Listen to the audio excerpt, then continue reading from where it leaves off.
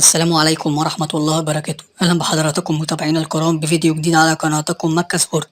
بإذن الله في فيديو النهاردة هنتعرف على موعد مباراة الزمالك وسموحة في الدوري بعد ما فاز الزمالك في آخر مباراة له أمام البنك الأهلي في الجولة الأولى من الدوري المصري 3-2.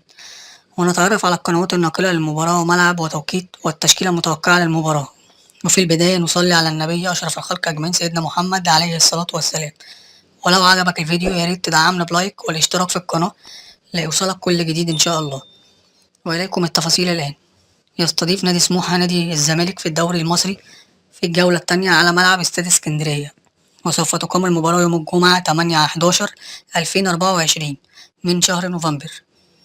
وسوف تنطلق صفارة المباراة الساعة 4 مساء بتوقيت تونس والمغرب والجزائر، والساعة 5 مساء بتوقيت مصر وليبيا والسودان، والساعة 6 مساء بتوقيت السعودية وقطر والعراق وسوريا وفلسطين واليمن والكويت والأردن، والساعة 7 مساء بتوقيت الإمارات وعمان. وسوف تذاع المباراة على قناة أون سبورت 1. وتأتي تشكيلة متوقعة للزمالك: حراسة المرمى محمد عواد، خط الدفاع عمر جابر، حمدي المسلوسي، حسام عبد المجيد، محمود بن تايج.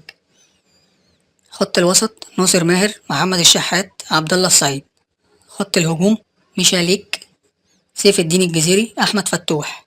يأتي ترتيب الزمالك في المركز الرابع برصيد 3 نقاط، أما سموحة في المركز الثاني برصيد 3 نقاط. ولو عجبك الفيديو ياريت تدعمنا بلايك تدعيما لنا إن شاء الله.